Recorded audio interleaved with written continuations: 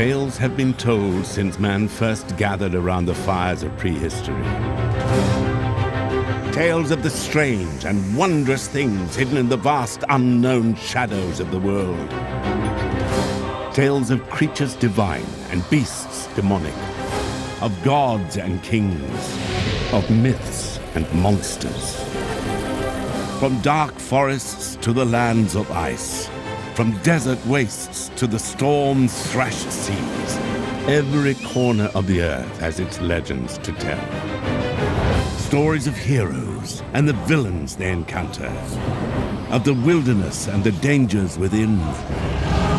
Stories of battles, of love, of order, and of chaos.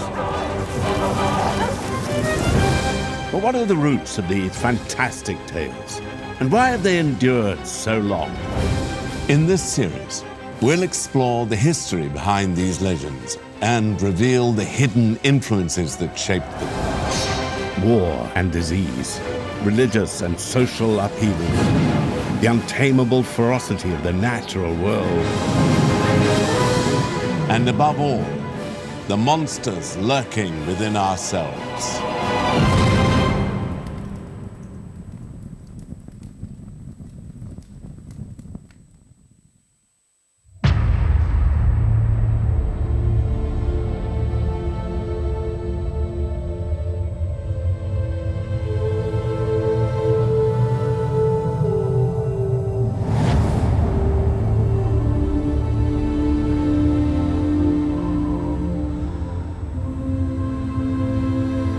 All things come to an end.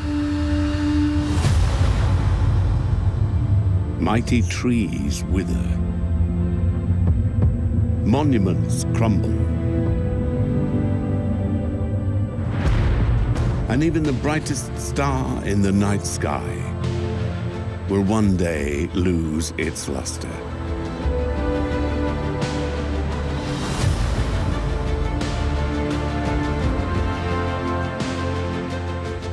We too must face our mortality. Universal though death is, every culture varies in the rituals and beliefs that surround it.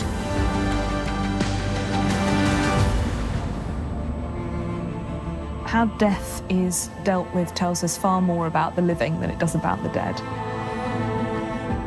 What a culture thinks death is in many ways less a statement about death than a picture of the inside of a collective mind.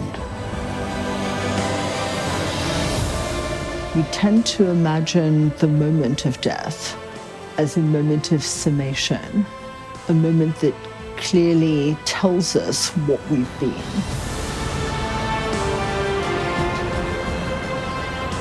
It can tell us about what is considered a good death and a bad death, and what that then tells us about broader social values.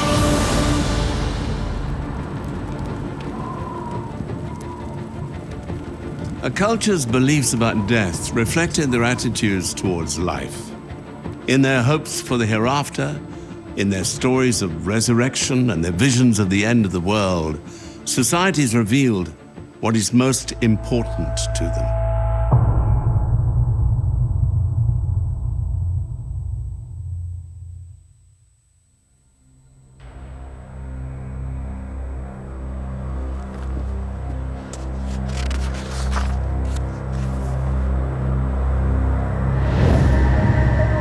It was an age of the axe and the sword, of the wind and the wolf. The kingdoms of the earth had fallen into chaos. Survivors sought what shelter they could find.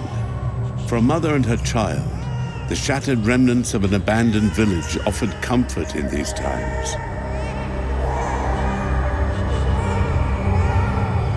But starvation and despair had made monsters of men.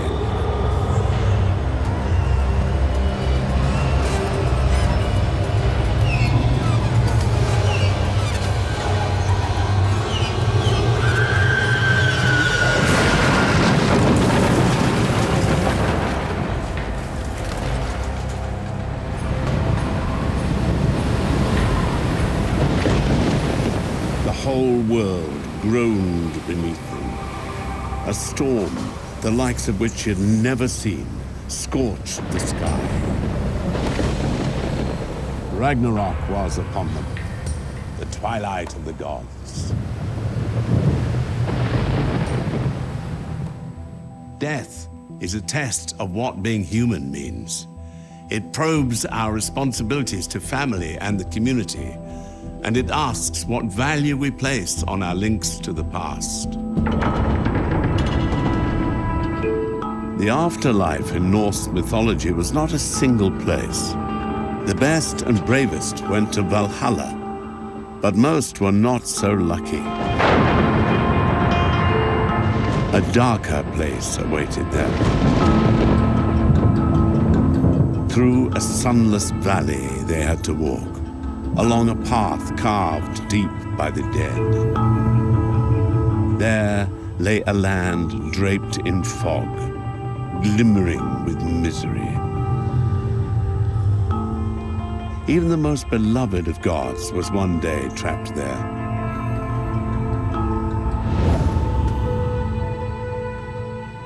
Balder was the son of the gods Odin and Frigg. He was fair and wise and admired by all.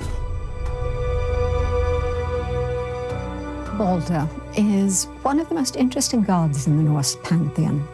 He is beautiful, he is literally shining. He is, in a sense, the best of the gods. As a result, like all people who are loved and admired and who seem intrinsically good, he's kind of doomed. There's a prophecy that he's going to die. Balder dreamt of his death. So did his mother, the goddess Frigg. So she traveled all around the cosmos, extracting a promise not to hurt Balder from every pebble, plant, bird, and beast. But she had made a mistake in her oath-gathering. There was one thing she had missed. She doesn't ask the mistletoe. Now, we're not sure why the mistletoe was excluded. It was clearly a sacred plant of some kind, possibly because it winds around something else. It said that this was a very weak plant, so she didn't bother asking it. For whatever reason, there's this one seemingly harmless thing in the entire world which does not promise that it will not injure Balder. Meanwhile, the gods had invented a new pastime, using Balder for target practice. They hurled rocks at him, trees at him, and anything else they could find. No matter how mighty the throw or how sharp the missile, Balder was unharmed. But one god knew more than the others. Loki, the mischief maker, had heard of Frigg's mistake with the mistletoe. He thought of a better game. Loki is determined to bring about the death, and so he coaxes the mistletoe into growing bigger and bigger, and then eventually crafts it into a dart, which he hands to Balder's blind brother, Hod. Hod threw this missile at his brother, but instead of bouncing off, the dart of mistletoe pierced Balder's heart. The horrified gods could only watch as the best and most beloved of them fell down dead.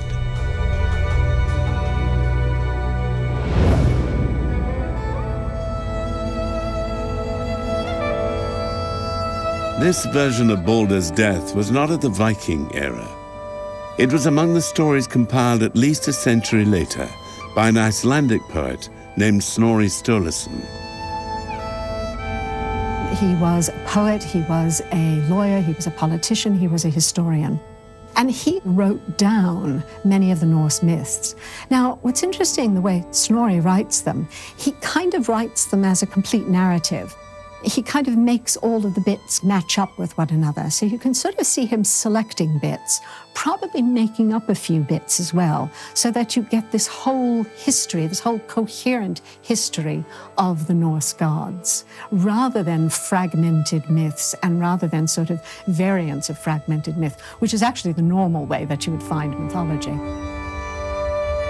Earlier versions of the tragedy depicted Balder as an aggressive warrior. But in Snorri's telling, he is mild and joyful. It's only the treachery of the wicked that leads to his death. It's one of those stories where many critics have suggested that we can detect the influence of Christianity. The whole of the Eddas were written by Christian people, and that's one of the tales that most scholars believe is influenced by Christianity. Snorri is not Christianizing things in the sense that he's kind of repressing paganism. It's much more that he's harmonizing the stories. Balder is beautiful and he's good, and yet he's doomed to die, and he does die, but he's also resurrected. So it does have a Christological feel to it. It's a myth which I think also allows you to see how cultures are able to bridge a pagan world and a Christian world in a very creative sort of way. In Snorri's telling, a near-Christian perception of good and evil was introduced to the old tale. Loki is wicked and devil-like. Balder is guiltless, near-perfect. Even the most perfect of us cannot cheat death, however.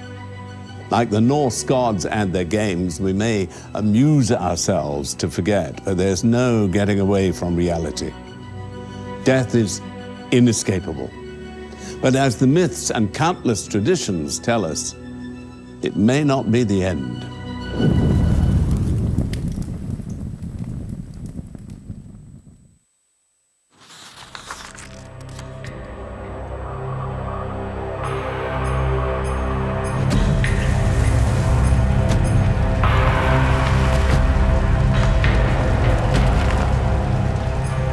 The enemy were on the march.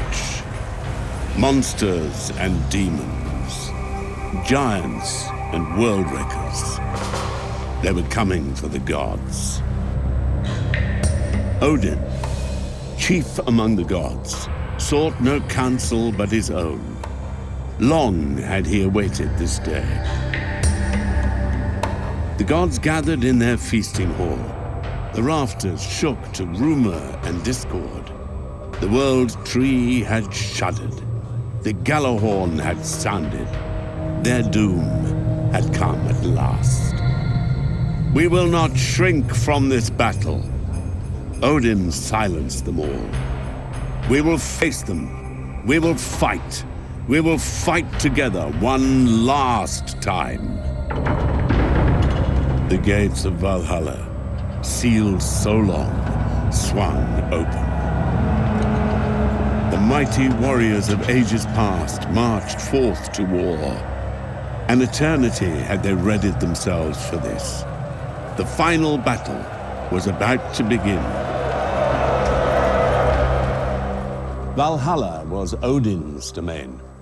The majestic hall, thatched in golden shields, was home to the bravest of Norse warriors who fell in battle. No such paradise was in prospect for the warriors of ancient Greece, however. Great heroes and lowly servants alike descended into the vast darkness of the underworld. A river stood before them there. Only those who'd been properly buried, with a coin beneath their tongue, could pay the ferryman to take them across.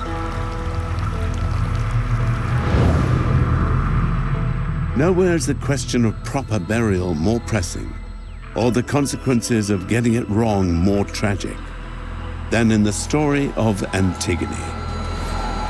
Two brothers had fought for the crown of Thebes. Polynices had raised an army to unseat his brother Eteocles. In the mighty battle that followed, each had fallen to the other's sword. Their mourning sister Antigone was left to bury their bodies. But a new king had taken the throne. Creon was his name. He decreed that traitors should not receive burial. He refused Antigone permission to bury Polynices. Defying the laws of the gods, he ordered that the rebel be left to rot on the battlefield.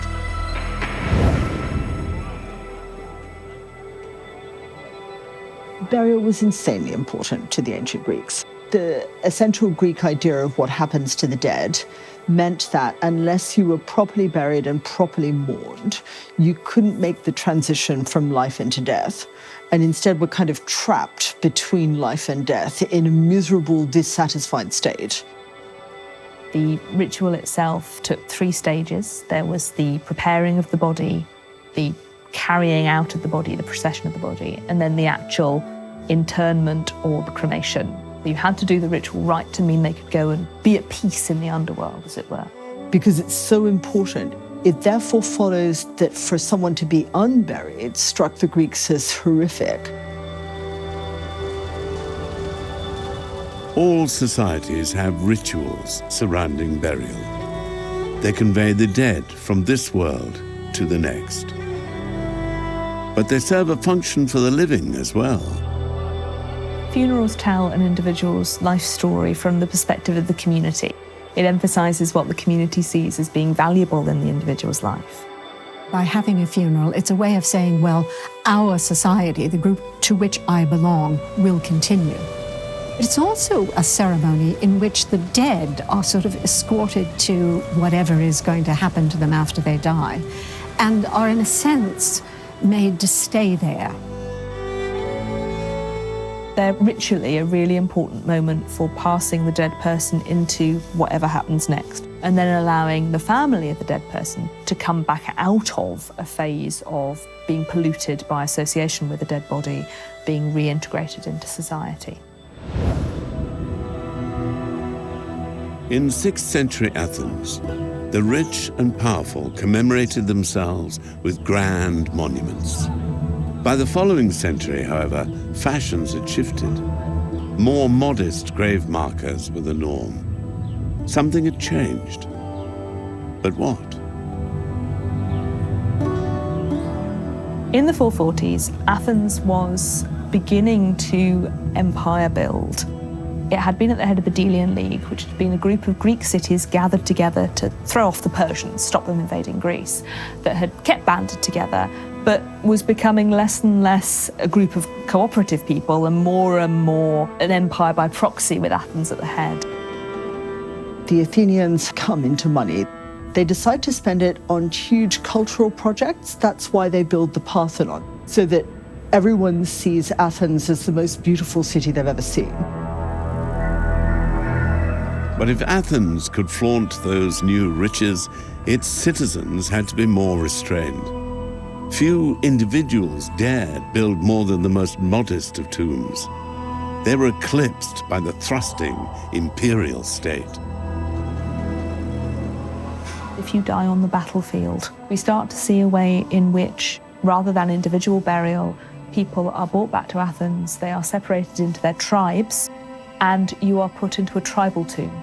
It foregrounds the way in which epitaphs and what gets written on your grave become more and more of a public matter, and a moment in which the public contribution of an individual is stressed, which seeks to incorporate the military dead into the life of the city itself, saying that the city exists because of them, and therefore owns them, owns their lives and the sacrifice that they've made. They no longer belong to themselves or to their families. They now belong to Athens.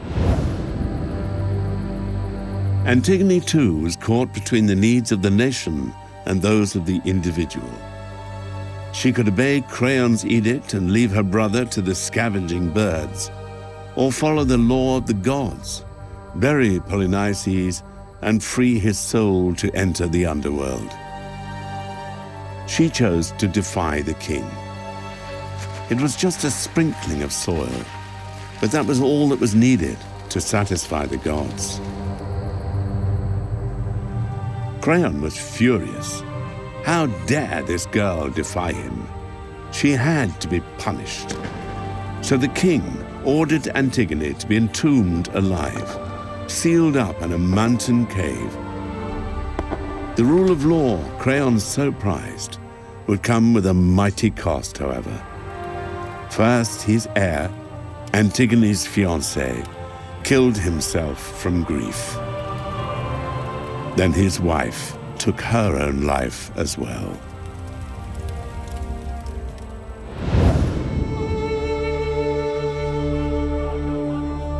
Although written almost 2,500 years ago, the tragedy of Antigone exposes tensions in society that we debate to this very day. The words of Athenian playwright Sophocles speak to us still. Antigone captures a really compelling moral tension about whether what Antigone did in defying Creon's order was right. The reason that carries on being so compelling is the battleground of what right is keeps on shifting. For the ancient Greeks, it was sort of very much about respect for the gods, about piety, and Antigone saying, well, your rule, your law does not override the law of the gods. At what point do you have to act? When must you do something in complete defiance of the law? When does it actually override everything, including your own self-preservation instinct? So the question of was Antigone right is one that every generation and every society comes to with its own sense about what right does and doesn't look like. Ancient Greeks did not believe death was the end. Their souls would wander the sad fields of the underworld for eternity. This seemingly dismal fate offered one comfort at least to those left behind. They had little reason to fear the dead. The spirits of ancient Greece could be irritable if dishonored. They could be unpleasant, but they were not dangerous. That was not a belief shared by all cultures. Centuries later, Europe would be stalked by fears of unhappy spirits seeking revenge, and of the undead who feasted on blood and flesh.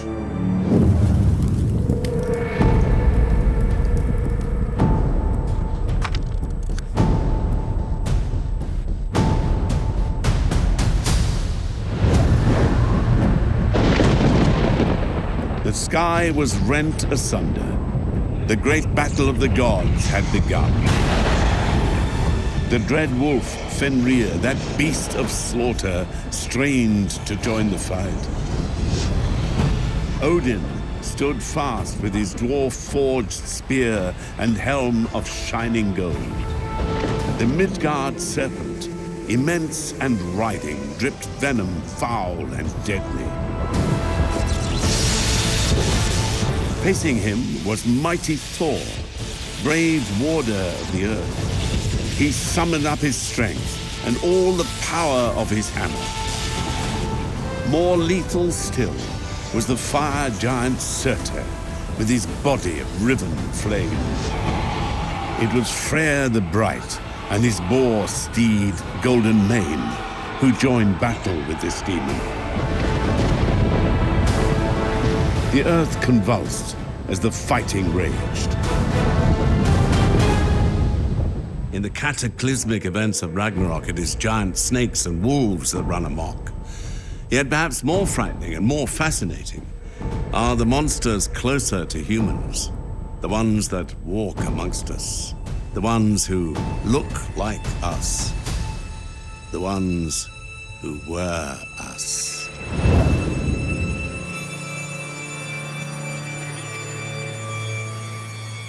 The river-streaked plains of Serbia. Once a borderland between east and west, its soil was little troubled by the plough. Few hunters roamed its trackless forest, and the strongest trade between its few villages was rumor and superstition. In 1725, the tiny hamlet of Kilisova became the talk of Europe. For 9 people had died within a week, with no sign of sickness and no sign of plague. It seemed impossible. In fearful whispers, the rumors spread. A night walker was stalking the village. It throttled men in their sleep, some said. But others insisted on a different explanation. The night walker, they said, ate human flesh and drained its victims of their blood. Tales of demons who consume the flesh and blood of the living are nothing new.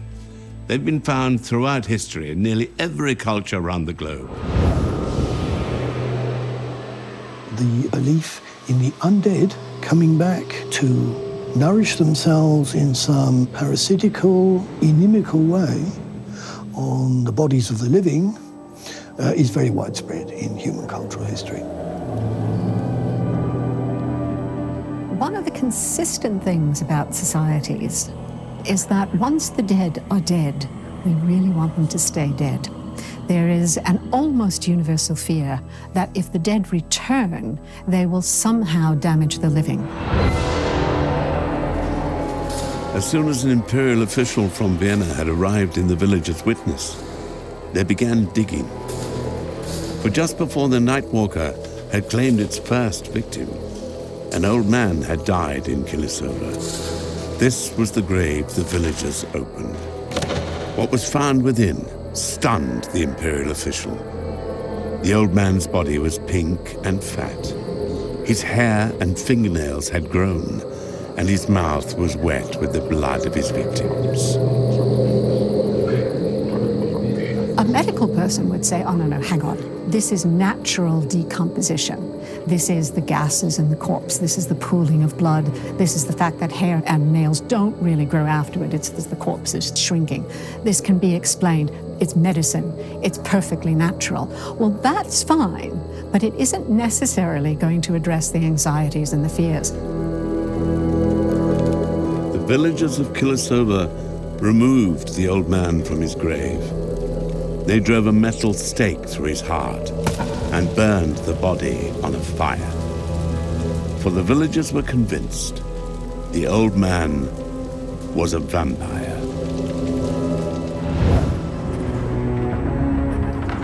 The folklore vampire is essentially a revenant, a dead person coming back. They're wrapped in their shrouds, often they're bloated, slavering, and they cause death more by contagion. They're not bloodsuckers to start with. Of course, it is fascinating that a third category arises between the world of the living and the world of the dead. It's inexplicable, and it's possibly threatening, possibly liberating. The story of the Kilisova vampire soon made the newspapers in Vienna and far beyond. A vampire panic was spreading across Europe. Inevitably, it left its mark on wider culture. In 1816, a group of authors and poets held a ghost story competition. Famously, it led to Mary Shelley's novel Frankenstein. Another contribution came from Lord Byron. He started a novel about the foul feeders of Eastern legend.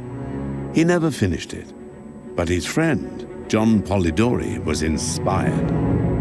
He wrote a short story based on it. He called it The Vampire. These are writers who are products of the Enlightenment. They're not a religious persons, but they are persons who no longer believe in the Christian story. They are therefore looking for alternate stories to tell about the world of death. The vampire, of course, offers that crossover figure. The vampire story in the 19th century develops in a very different way from the folklore vampire. You get this very, very popular figure of this elegant night walker, this handsome man in evening clothes who is, death to anyone around him.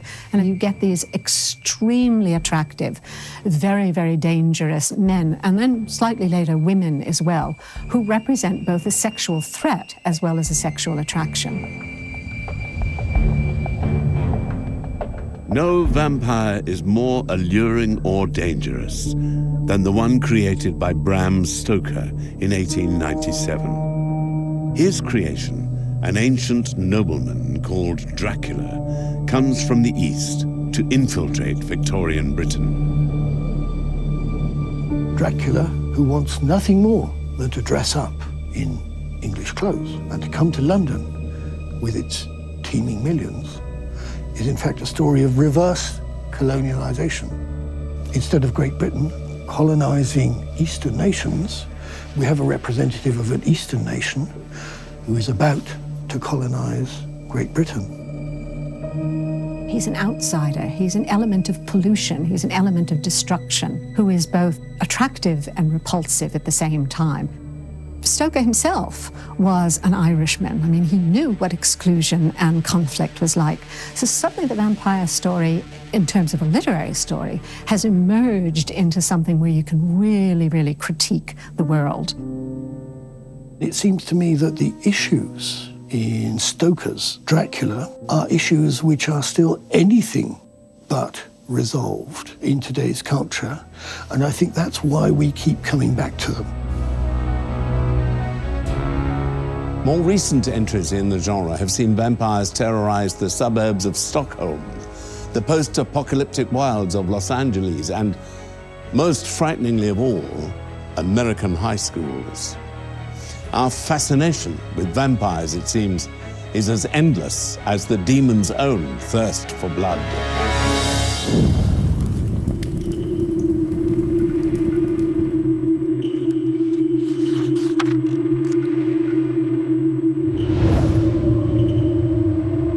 The battle was over. One by one, the greatest of gods had fallen. Odin, Thor, Freya, and all the warriors of Valhalla with them. It was the end of the gods. And it was the end of the world.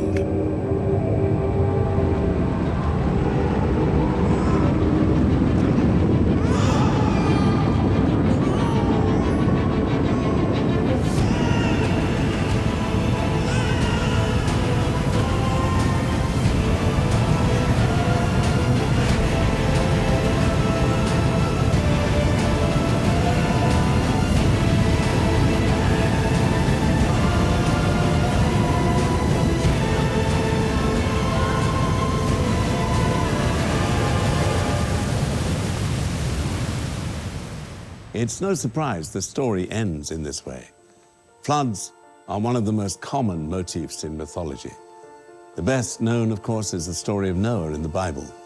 Displeased with the corruption and violence he saw on earth, God decided to start afresh. He flooded the earth, allowing only Noah and his family to survive, alongside remnants of all the animals. A similar story is found in Assyrian texts dating back to 2000 BC, in ancient Egyptian tomb inscriptions, and in ancient Greek mythology.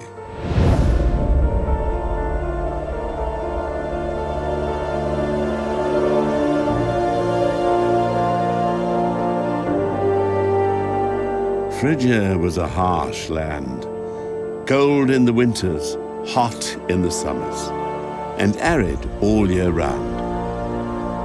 From northern steppes to southern hills, the stony earth bore neither fruit tree nor olive. But among its coarse plains and exposed ridgetops, there was once a village.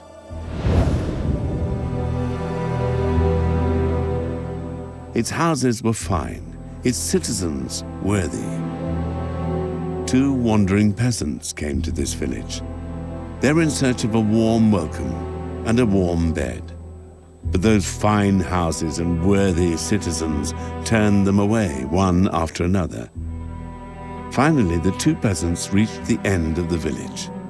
Here they found a humble cottage thatched with stem and reed. It was home to an old couple named Baucis and Philemon. Poor though they were, they opened their doors to the strangers. The old woman coaxed the ashes of their fire back to life. They offered their guests the finest food and drink in the house and the most comfortable of their chairs. Baucis and Philemon were about to kill their one and only goose in honor of their guests when the strangers revealed the truth. They were gods, none other than Mercury and Jupiter himself, chief among the Roman deities. They promised the old couple a just reward for their hospitality. The fable of Baucis and Philemon was written by the Roman poet Ovid. He lived during the 1st century AD. It was a time of great change in Roman life when Augustus, the first emperor, was cementing his power.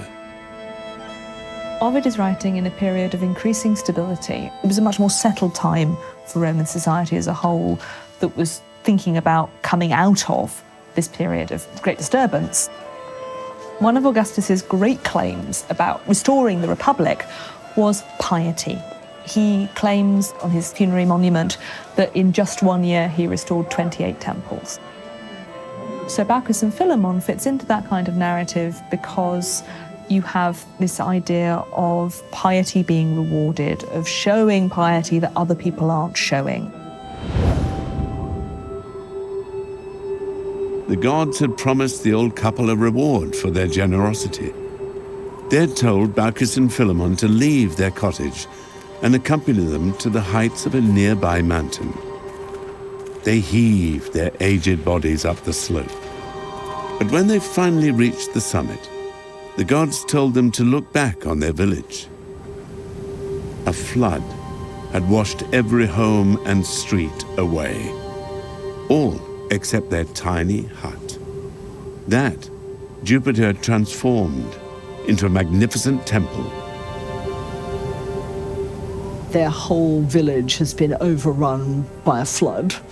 The whole world has been drowned, but they've been saved and they're on a mountainside. This was the punishment for not giving hospitality to strangers that was due. It just illustrates the insane importance, which you sometimes can get in the Mediterranean world, of being decent to strangers. You have to invite them in, and if you invite them in, you have to feed them. As reward for their piety, Jupiter granted Baucis and Philemon a wish. Anything they desired would be theirs. But the elderly couple had a simple request. They asked to be the keepers of that fine temple, to share every day with the other, and never be separated, even in the moment of death. After years of service to the gods, the day fated for their deaths came. As Baucis and Philemon died, they were transformed. They became trees of oak and linden. Entwined in root and leaf, they grew together for years to come. From destruction, the story tells us, there is creation. From death, there is new life.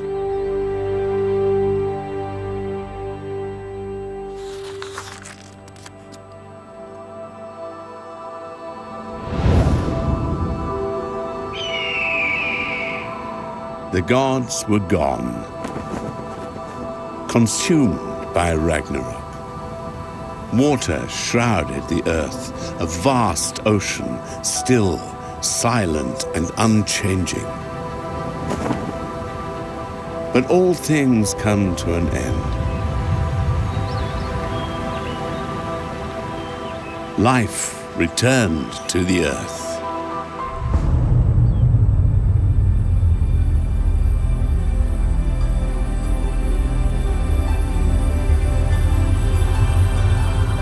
So the cycle of life begins again. And with new life, there come new stories. For human beings have always been storytellers. In the myths and legends we remember, and those we choose to pass on, we are links in a chain, stretching back millennia. Part of an eternal dialogue between our past, our present, and our future.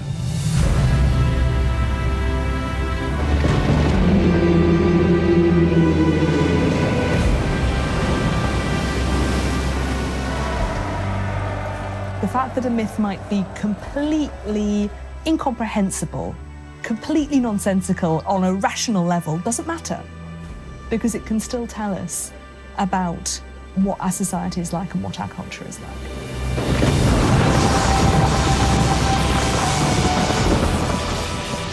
A myth tells us what we believe to be the case. It also offers us in those terms, means of resolving ethical, social, cultural conflicts. If one thinks of it as a narrative, a way of encapsulating the things that are important in society, and not always the positive things, they are really telling us about the dynamics in the society in which they're told.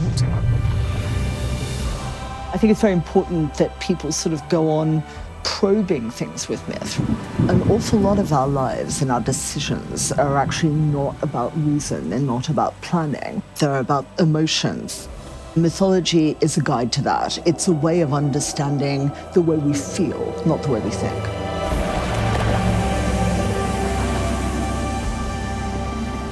Many myths can seem bizarre or cruel to modern eyes. Yet for all mythology's variety and infinite strangeness, there is a common thread that links us to even the most ancient of stories. Whether it was on the streets of Athens or the frozen seas of the north, the dark woods of England or the distant mountains of the east, the same thoughts have been uttered in 1,000 tongues. Who are we? Where have we come from? Why is the world the way it is? And what will we find beyond? They are questions that define human existence, no matter when or where it is found.